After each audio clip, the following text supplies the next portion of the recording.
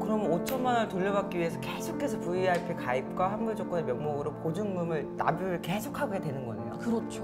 근데 나중에 오빠한테 이 상황에 대해서 따지려고 가니까 뭐 자기는 모르겠다고 하고 어디 가서 돌려받을 때도 없고 나중에 가서야 아 이게 사기였구나 라고 깨닫게 되는 경우들이 많으신 거죠.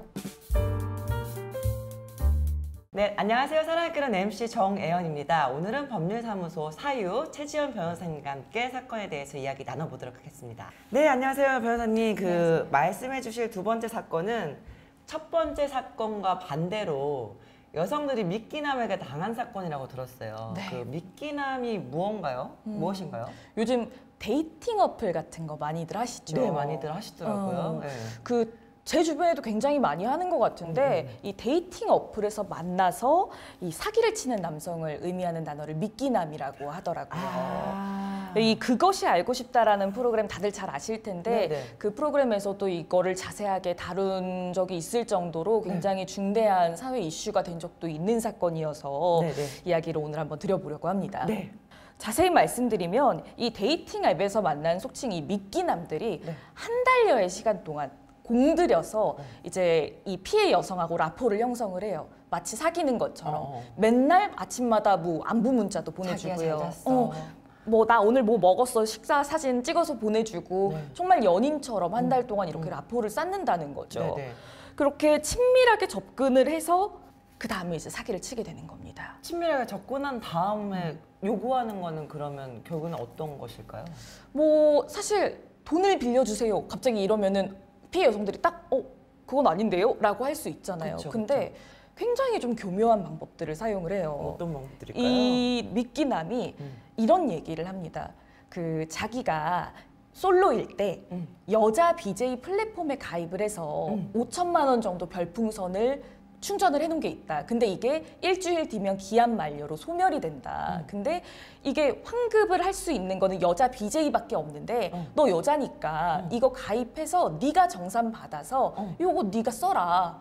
이런 식으로 이제 접근을 하는 거죠. 아, 그럼 여자 입장에서는 그 돈이 날아갈 수도 있으니까 한개에 들어줄 수 있겠네요. 어차피 없어질 돈인데 난 여자니까 내가 가입해서 이거 정산 받아서 내가 쓰라는데 마다할 사람이 누가 있겠어요. 돈을 준다는 얘기니까. 그렇죠. 나한테 5천만 원 준다는 얘기니까. 네네네.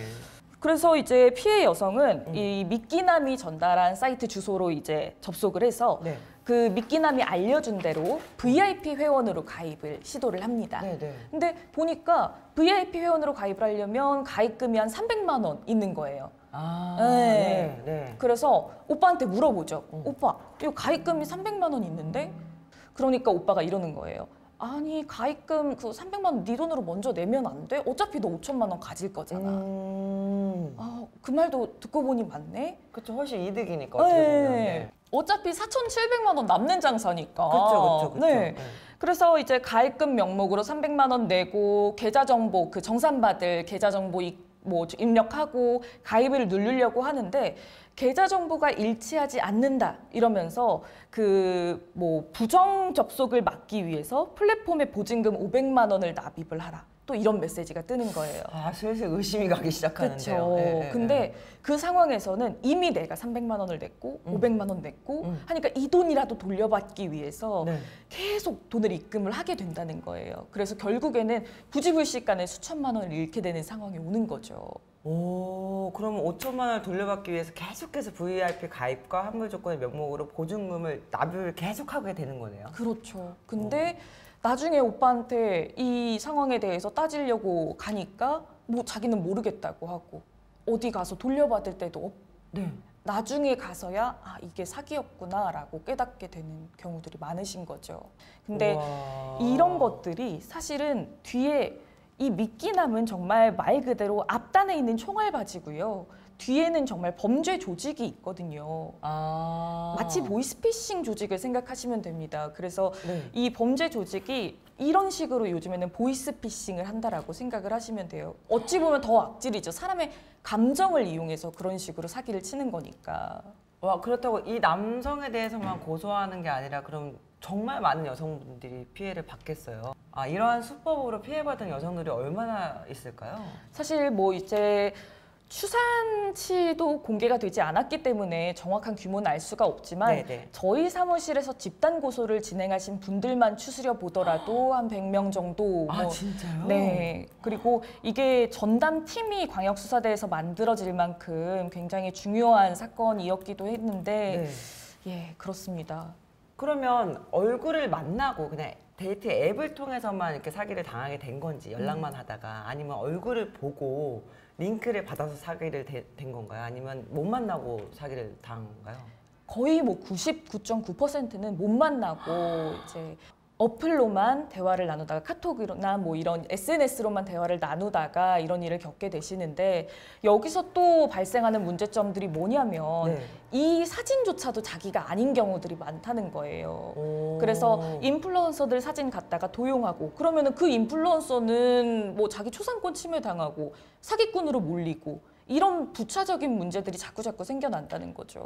아, 저도 봤던 것 같아요. 그 애 봤던 것 같아요. 그래서 되게 자기 얼굴 도용당해가지고 계속 전화 왔었다고. 그 헬스 트레이너였는데 그 내용에 대해서 저도 봤던 기억이 나요. 맞아요. 그러면 얼굴 속이고 사이트를 만들어서 사기까지 칠 정도로 사기 수법이 고도화가 되어 있다는 얘기인데, 이와 같은 사기를 당하지 않으려면 어떻게 하는 게 가장 좋을까요?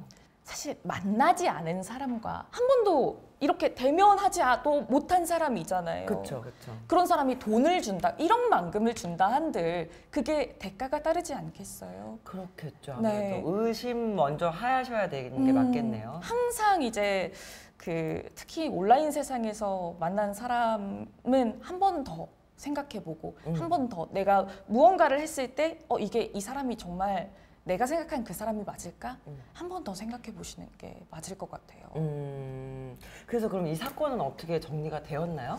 범죄 조직의 일부가 이제 검거가 돼서 피해 보전을 받으신 분들도 계시지만, 사실은 이제 미끼남들 다 도망가 버리고 개인 파산해 버리고 회생해 버리고 이러면은 사실은 피해 보전을 오롯이 못 받으신 분들도 많이 계세요. 네네네. 그래서 이런 범죄는 정말 악질적인 범죄라 좀 정부 차원에서도 좀 이런 것들은 제재가 가능하도록, 예를 들어서 이거는 좀 사견입니다만 보이스피싱 같은 경우에는 지급 정지가 바로 가능하잖아요. 네네네. 근데 이거 같은 경우에는 내가 돈을 이게 보낸 게 아니라 충전을 한 거니까 이게 그 지급정지 처분이 안 되거든요. 법상 요건이 안 돼요. 그래서 내가 이거를 사기를 당했다고 인지한 순간에도 지급정지나 통장을 묶거나 이런 거를 할 수가 없는 거예요.